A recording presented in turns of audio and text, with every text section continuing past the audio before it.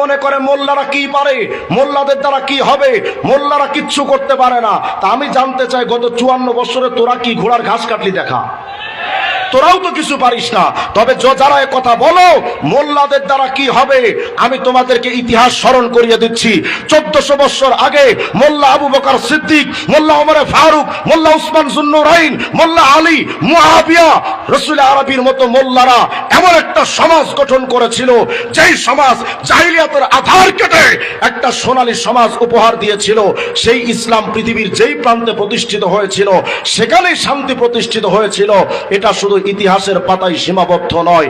যারা বলো মোল্লারা কি পারে, তাদেরকে চ্যালেঞ্জ করে বলি, টাকা দেখতো বাপ মোল্লাগুলোর দিকে আফগানিস্তানে সামান্য কতিপয় টুপিওয়ালা পাগড়িওয়ালারা এমন একটা রাষ্ট্র গঠন করেছে, ওই আফগানিস্তান এখন চুরি নাই, ডাকাতি নাই, জেনা নাই, শান্তিতে যদি নোবেল পাওয়ার যোগ্য কোনো রাষ্ট্র থাকে একমাত্র আফগানিস্তান। সুতরাং এটা প্রতিষ্ঠিত হয়ে গেছে, মুহাম্মদ আরবির ইসলামতন্ত্র ছাড়া শান্তি আসবে না। আমরা মনে মনে ভাবছি এদের দিয়ে শান্তি আসবে।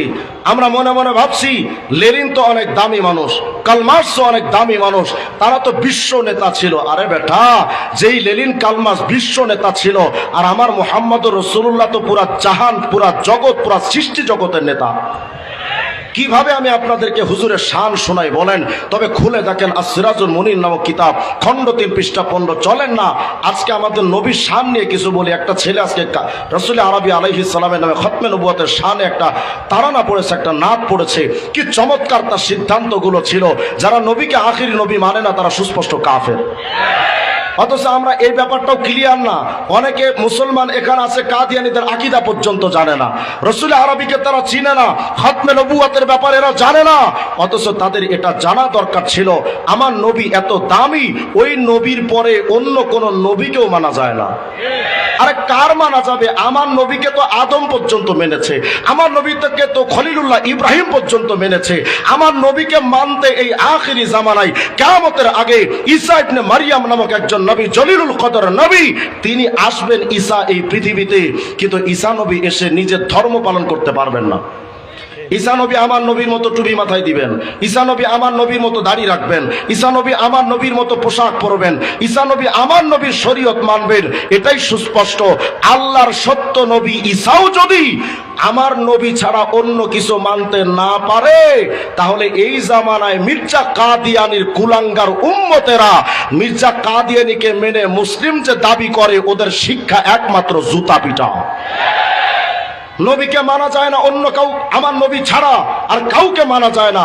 চলেন না আজকে আমার নবীর শান আপনাদেরকে একটু শোনায়, যেমন নবী কত দামি ছিলেন। খোলেন আস-সিরাজুল মুনির নামক কিতাব, খণ্ড 3 পৃষ্ঠা 15।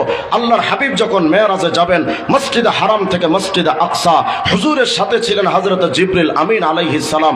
যখন মসজিদে আকসায় হুজুর হাজির, সাল্লা হুয়া ওয়া জিবরাইল কুল্লু ওয়াহিদ রাকাতাইন, 2 রাকাত নামাজ আদায় করলেন মসজিদে আকসায় গিয়ে। জিবরাইলও পড়লেন, নবীও পড়লেন। 2 রাকাত নামাজ আদায় যখন হয়ে গেল, জিবরিল আমিন তাকায় দেখলেন মসজিদে আকসায় তো আমরা এখন এসেছি, কিন্তু মসজিদে আকসায় কোনো লোকজন তো নাই। কারণ রাত্রবেলা মসজিদে আকসায় আর কে বা থাকবে?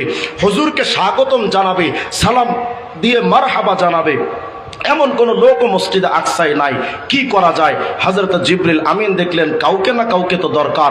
ফাআযানা জিবরাইল আল মালায়েকা, জিবরিল আমিন এবার ফেরেশতাদেরকে ডাক দিলেন। ওয়া নাযালাত মিনাস সামা, আসমান থেকে কাতারে কাতারে ফেরেশতারা নেমে আসলো। ওয়া হাশারা লাহু জামিআল মুরসালিন ওয়াল আম্বিয়া, সমস্ত নবীগণ হাজির, রাসূলগণ হাজির। মুহূর্তের মধ্যে পুরা মসজিদে আকসা লোকে লোকারণ্য হয়ে গেছে। কিন্তু আজকে মসজিদে আকসায় এসেছেন কারা? যারা এসেছেন কেউ বা নবী, কেউ বা রসুল, কেউ বা ফিরিস্তা।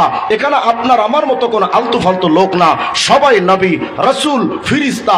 আচ্ছা কল্পনা করেন তো, যেই মসজিদে আকসায় নবী, রসুল, ফিরিস্তাদের দিয়ে পুরা মসজিদে আকসা ভরপুর, এই দৃশ্যটা কত চমৎকার, কত মুনাব্বার। এমন দৃশ্য আল্লাহর হাবিব তাকিয়ে দেখছেন। ফাআরাফান নবী আন নবিয়্যিন, আপনার আমার নবী তাকালেন, তাকিয়ে চিনতে পারলেন।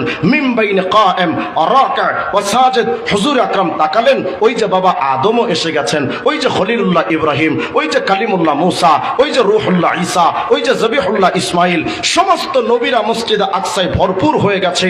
সমস্ত নবীদের আগমনে কেউ দাঁড়িয়ে নামাজ পড়ছেন, কেউ রুকুতে আছেন, কেউ সেজদায় আছেন। হুজুর আকরাম সবাইকে দেখতেছেন।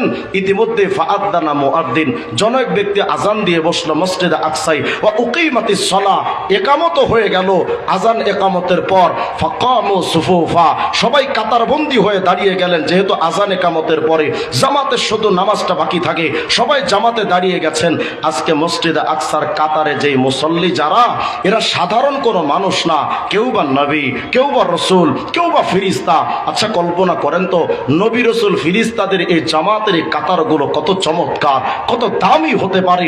সবাই তো দাঁড়িয়ে গেছেন ঠিক, কিন্তু ইয়ান্তাজিরুনা মা ইয়াউম্মুহুম, সবাই অপেক্ষমান ছিলেন আজকের এই দামি জামাতে ইমামতি করতে পারে এমন মহান ইমাম সাহেবকে। বাবা আদম আবুল বাশার, আরে তিনি তো ইমামতি করার সাহসই পান না। খলিলুল্লাহ ইব্রাহিম মুসলিম মিল্লার বাবা, তিনিও সামনে যাওয়ার হিম্মত করেন না। সবাই দাঁড়িয়ে আছেন, পিনপতন নীরবতা, নিস্তব্ধতার আধার, কেউ সামনে এগিয়ে যায় না। ইমামতির মুসাল্লা খালি, কিন্তু প্রত্যেকটা কাতারে নবী রসুল ফিরিস্তারা মুক্তাদি, ইমামতির মুসাল্লা খালি। জিবরিল আমিন দেখলেন কি করা যায়, সমস্ত মুসল্লিরা তো কাতারবন্দি হয়ে দাঁড়ানো, ইমামতি করবে কে? হযরত জিবরিল আমিন আসছেন। এরা উম্মতে মুহাম্মাদি চিনলানা নবীরে, যে আপনার আমার নবী কত দামি। তো শোনেন, আল্লাহর হাবিবকে যখন দাঁড়িয়ে আছেন, আদম ইব্রাহিম সবাই দাঁড়ায়া, হযরত জিবরিল আমিন এসেছেন আপনার আমার নবীর কাছে। ফাআখাযা জিবরাইল বিয়াদিহি সাল্লাল্লাহু আলাইহি ওয়াসাল্লাম ফাকাদ্দামা, আপনার আমার রাসূলের হাতটা ধরে জিবরিল আমিন বলছেন, ওগো আব্দুল্লাহর পুত্র মুহাম্মদ, আজকের এই দামি জামাতে ইমামতি করতে পারে, আরে এমন মহান যোগ্যতা আর কার আছে? মুহাম্মদ তুমি সামনে এগিয়ে যাও, নবী রসুল ফিরিস্তাদের ইমাম হয়ে যাও। আপনার আমার নবী তো সমস্ত ফিরিস্তাদের ইমাম, নবী এবং রসুলদের ইমাম, সমস্ত জাহানের ইমাম। আরে ওই নবীকে আপনি আমি চিনতে পারলাম না, তো এই জগতে না চিনেন, চিনবেন তো একদিন। খোলেন না সহিহ বুখারীর 2412 নম্বর হাদিস। হুজুর বলেছেন, জানো না, ফাইন্নান নাসা ইয়াসআকুনা ইয়াউমাল কিয়ামা, কিয়ামতে ইসরাফিলের সিংহায় ফুৎকার দিলে সমস্ত মানুষ তো বেহুশ হয়ে যাবে। চিনলা না আমি মুহাম্মদকে, ফাআকুনু আউওয়ালা মান তানশাক্কু আনহুল আরদ, এই জমিন ফেড়ে সর্বপ্রথম কিয়ামতে যিনি উঠবে তিনি আর কেউ না, আমি মুহাম্মদুর রাসূলুল্লাহ।